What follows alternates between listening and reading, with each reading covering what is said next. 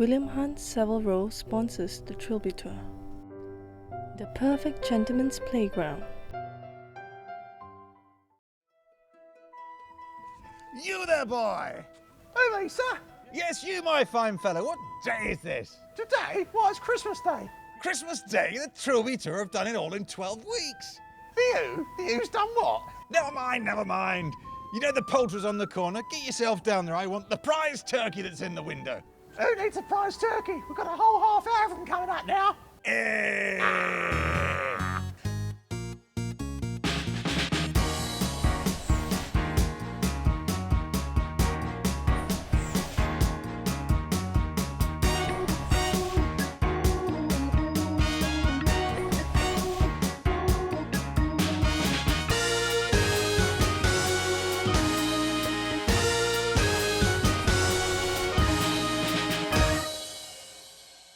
Welcome, fans of terrible golf, to the Trilby Tour's roundup of the very worst shots of the 2017 season.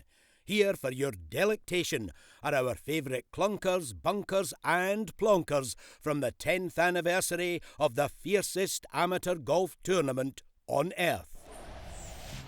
We begin at Borah for the Championship of Norfolk, and the honour of being first to be dishonoured in 2017 goes to two-time Trilby Tour champion Brendan Boom Boom Delaney, and this attempt to hide his ball amongst the pine cones on yon side of the green on 16. Thomas Breheny sends his ball on a tour of the fairway and takes time to show it some evergreens. And now for a mini 12th tee special. Here Bill Whybrow demonstrates the long, just over the green method of attack. Next, Matt Deegan with a shot that eventually lands in much the same position, but via the left of the green, a scoreboard, a steward and a buggy path. Warren Barham initially takes much the same path, but decides to cut out the hole entirely and move straight on to the 13th. Here is Paul Rushbrook playing tree pinball on the 11th. Paul Bleasdale playing silly beggars on the 17th. And Dave Hewson playing fast and loose with gravity on the 15th. You can only appreciate just how close this tee shot on the first by Marsden Amner came to beheading cameraman Juby if you watch it in slow motion. About 6 inches from his right lug hole, we reckon. Now look carefully and you can just see behind the big tree a club, playing a terrible shot. Now we learn that the player of that terrible shot is Andy White. Now we can watch him play his follow-up straight into a tree. Now we can watch him play another shot right across the green and onto the next tee. And this is the magnificently monikered Rory Superfine, offering us a one-gun salute. Oh, he shot me! On week 2, we travel to Preston for the Championship of Lancashire, where we find Mark Buxton chest high in the foliage of an unidentified hole. His first thrash moves him 3 feet forward, so now he's only knee-high in grass. His next thrash results in a mystery neither he nor us nor the gods looking down upon the scene will ever solve. Has his ball been hit, or is it independently burrowing into the ground? After some investigation from Chief Inspector Caddy, Mark's ball is identified, but his third and final thrash ends with yet another indeterminate outcome. Time, thinks Mark, wisely in our opinion, to move on to the next hole. That's it. Or maybe just go home. James Whittaker, trapped in a bunker on the 14th, manages to escape that bunker on the 14th, only to enter another bunker on the 14th. We open our who'd be a cameraman files on the 13th as Jonathan Brown tries to take out Matt with a bomber, but only picks up half marks for hitting a random caddy on the shin. Unlucky there, Jonathan. A tricky uphill lie on 15 is tackled by Kevin Weaver, or should that be trickled by Kevin Weaver? And Rogues Gallery isn't Rogues Gallery till we've had a terrible shot from that hapless golfer, Tony Mather, bless him. Aye, you can always rely on Mather. Here we're not sure what Ian Venables did in this bunker on the 14th, but he's clearly very ashamed of it.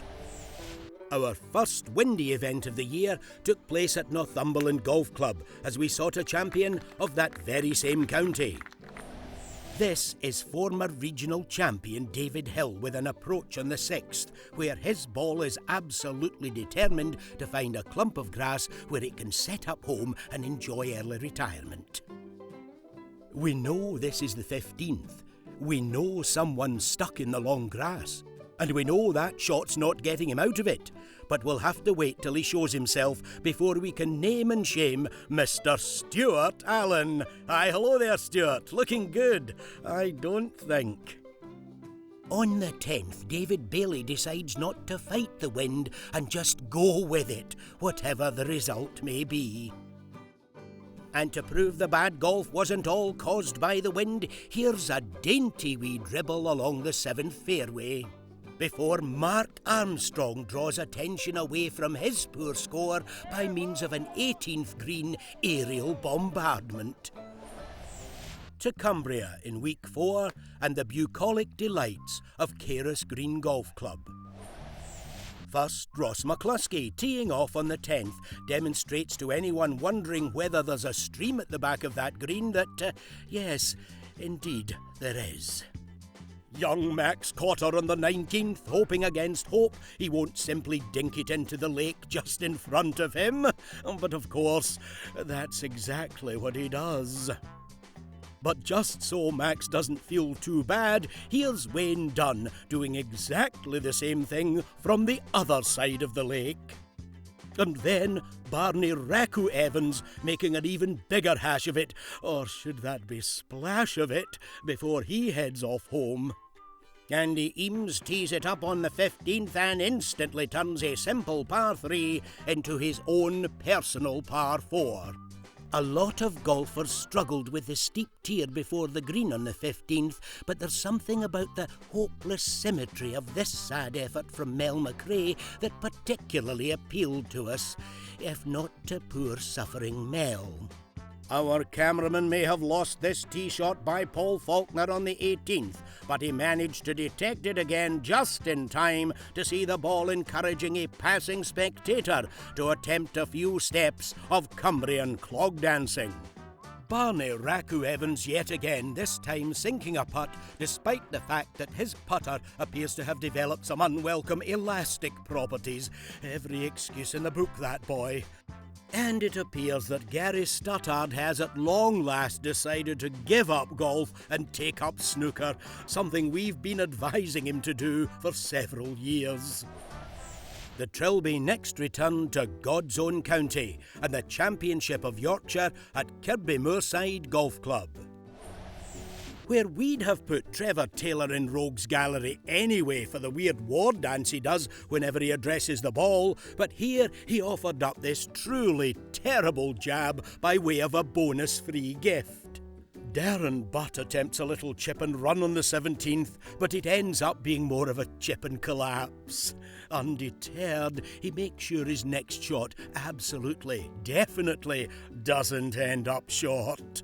To the 8th tee and Darrell Budworth ensuring that all our lovely viewers understand just what we mean when we talk about uphill and down dale. And that one is way on down dale. And we almost missed this explosion of sand set off by Michael Fedarb, but just to make sure we caught it, he gives us an exact recreation. Consistent if nothing else, Michael. A Who'd Be a Cameraman special on the 6th now as Mike Strong tries to hit Joe's leg with his tee shot, and if only it had a little more legs it might actually have done it. Instead, it changes its mind and casually heads back towards the hole. Far more successful is Gary Marsh, who uses the old disguise it in the clouds technique to send his ball without fear of detection directly at Joe's groin. Oh! Joe insists, however, that the ball merely rebounded off his wee tripod. Now, to give our cameraman time to recover, we'll take a short break.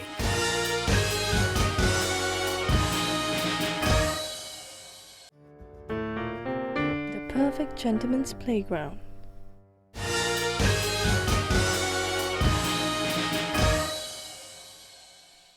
Welcome back to the Trilby Tour Rogues Gallery special.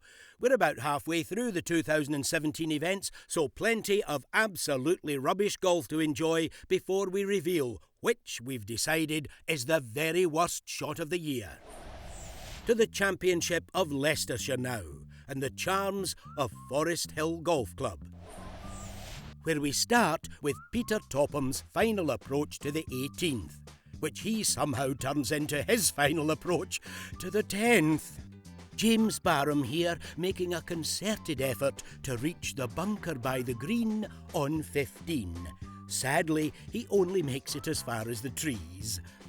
Undeterred, however, James has another go and, after a couple of bounces, makes it safely to the sand. Well done, James. Hedge lover Robin Deeprose makes sure we get a shot of this rare rhododendron ferrugineum. Pedestrians in peril now as Craig Hutt tries to take out a bunch of them on the 9th, but like his golf, he is not very successful. Bob, out of the frying pan and into the fire Whiteley, lives up to his nickname yet again on the 16th. Now, Gary Stuttard has played more Trilby events than anyone else in history, 93 in total, which is odd, because he's actually been in Rogues Gallery 115 times. Robin Deeprose again, this time making sure we see this Sorbus terminalis, or Hacker's Hedge as it's commonly known. And my dear grey-haired old grandmother had an adage it's worth remembering at this juncture. Always do 3 pointless practice strokes, she used to say, when you're planning to dribble your ball about 2.5 feet. Richard Halifax, bunkered on the 9th, fails to escape on his first attempt, and indeed, if truth be told, fails to escape on his second attempt as well, so he picks up and then pulls that old stunt of trying to hide behind his hat, despite the fact we've already seen his face. Mind you, if I remember correctly, Richard's hat tricks were just as bad before he teed off on the first. The wettest event of the year now at Got It Loose Golf Club for the Championship of Wooster Shot. And first up is the demonstrably inept Paul John on 15 with, believe it or not, one of his better efforts. We only caught the very end of Trevor Taylor's little war dance this week, but we definitely caught the pathetic chip immediately after it. Welcome to the world of the regular rogue, Trev. On the 13th, our cameraman lost this approach by David Oliver, but was soon alerted to its position by the frankly hysterical reaction of players on an adjoining fairway. And we like a player with a sense of humour on the Trilby Tour, and Peter Beckenham clearly has one. Well, you have to laugh if you play that badly. Stefan Gadula being, well, not very Gadula, if you ask me. Pedestrians in peril once more as Mark Coogan uses the opportunity of his last approach of the day to try and crack a few innocent shins. Now, we know this is Rory Easthope, because Rory is a well-known Trilby regular. What we don't know is why he's playing the wrong way, up the fairway, on 14. The flag's behind you, Mr. Easthope. Thomas McNeil on the 10th, clearly thinking, it'll be all right, just don't land behind the hedge. It'll be all right, just don't land behind the hedge. It'll be, oh no, I've landed in the hedge. Tom Hartley has played on many fine and beautiful courses around the world, but rarely has he played quite as badly as this. A rare entry in When Rogues Go Right now, as Andrew Green manages to turn this terrible tee shot on the 12th into a miraculous birdie opportunity. If you could just let the cameraman have your lottery numbers, Andy, we could all do with a share of your luck. The laws of physics state that it's impossible to reach the lake at Got It Loose from this position on the 18th. With one splash, however, Jade Kelly demonstrates that science will never explain the mysteries of the Trilby Tour. An incredibly windy day in Dorset led to a bumper crop of rogues at the Isle of Purbeck. Here, Chris Hoole on the 8th demonstrates one of the day's very popular tactics. Aim high and let the wind take your ball where it may. The other option, ably demonstrated by Greg Bettis, was to stay low and dribble your way to the flag. Andy Kershaw on 6 has similar trouble, except he refuses to extricate himself from the rough, and then, proving to be particularly tenacious, refuses to extricate himself once again. Time now for a quick game of Who's in the Heather this week, and if you said Peter Cork, award yourself 10 points. Showing exceptionally scant regard for the safety of others, Toby Heaver plays this out-of-position shot on the 18th before giving his fellow players a chance to escape its flight path. Consequently, they were completely unmoved when he landed still well out of position. And congratulations to Ian Henley, who, as far as our cameras could ascertain, steadfastly refused to play a single shot from a fairway for his entire round. True to the unmanicured origins of golf, it was rough stuff or nothing for our Ian. And finally, it was an honour to have footballing legend Paul Gascoigne become a Trilby Tourian at the Isle of Purbeck. Sadly, this was about the best shot we saw him play all day, but hopefully we'll see you try your arm again in 2018, Mr. Gascoigne. Another windy day for the final regional championship of the season as the tour returned to the Oxfordshire. And we start with a hole 14 special as Andy Littleford tries to counteract the prevailing wind by going way too far right. Terry O'Byrne ignores the wind and aims directly at the flag, which results in him just about making the lake. Rhys Davis also aims straight for the flag, but sadly, his effort didn't quite have the legs. And Wayne Griffiths throws all caution to the wind by throwing his tee shot to the mercy of that wind and winds up in deep, deep water. Wayne's provisional evades our cameraman, who knows only that it's not on the green.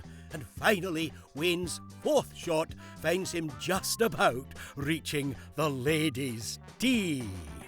On the 11th, Tim McCarthy decides that the best way to approach the green is from a different, distant, far-away fairway. The wonderfully named Jack Perfect Brown proves himself more brown than perfect when hitting his tee shot on 11 just past the ladies' tee. He then takes out his ire on our cameraman Matt by trying to land his second shot directly on Matt's bonce and is deservedly punished with a trip to the long grass. On the 6th, Jason Poxon comes much closer to hitting persecuted Matt with this bouncing bomb of an effort. Before back on 11, Kane Hinder gets genuinely close to actually taking Matt's head off. The final event of the year was the Grand Final at Hull Golf Club, and while these may be the best players on the Trilby Tour, they still know how to play awful golf. Starting with Paul Naylor and the Tree of Doom as the champion of Cumbria first bananas across the 17th fairway to seek out the biggest tree in the area. He then decides to show off by rebounding his next shot off that very same tree. And when accused of showboating for the cameras, he simply doubles down and bounces off his deciduous nemesis one final time. Tremendous work by Mr. Naylor. Outgoing world champion Paul Llewellyn on the 15th, taking the straight line right to the shins of our cameraman Juby. And in a similar position, John O'Malarkey takes the high route over poor Juby to, well, we know not where.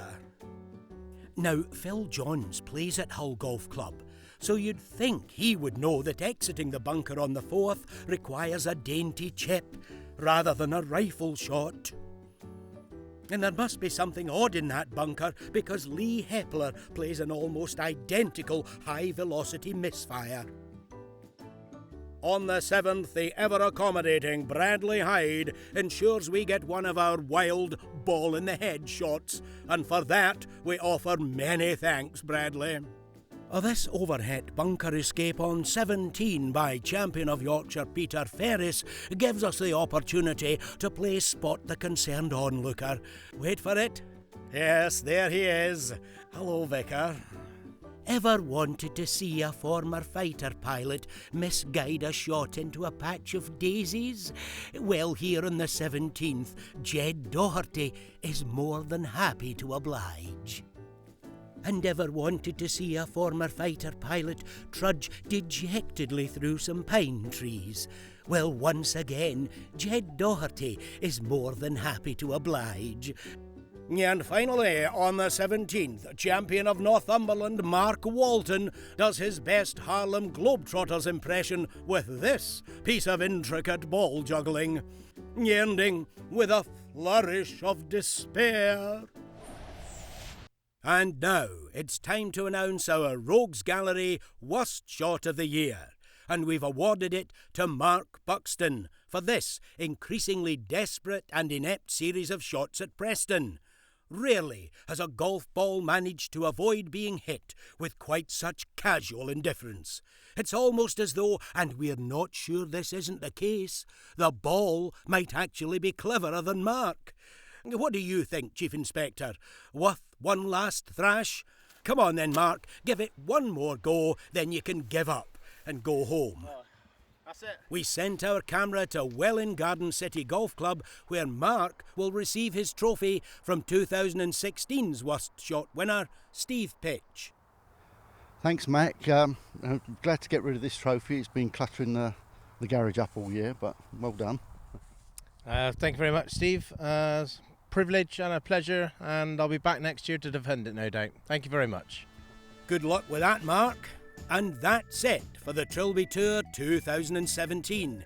If you'd like to get involved in the 2018 tour, please contact us via the website at www.trilbytour.com. We'll see you next year. Teeing it up for the third time, Keith. Yeah. What's been let me start that again. And on the tee, playing in his first Trilby Tour event, of a handicap of 12 from Studley Wood, Ronan Keating. Last time we saw you, it was your last chance. The time before that, it was your last chance. My hat's fallen off. Quiet, please, I'm working. Quiet, please, I'm working, making up stories like I know about golf. Thank you, Mum. You know when you got so cold, your lips won't move. Lips won't move.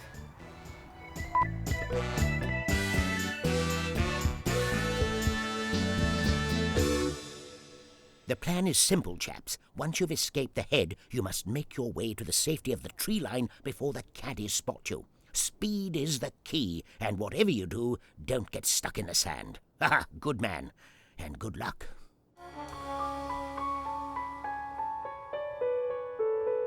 William Hunt Savile Row sponsors the Trilby Tour. The perfect gentleman's playground.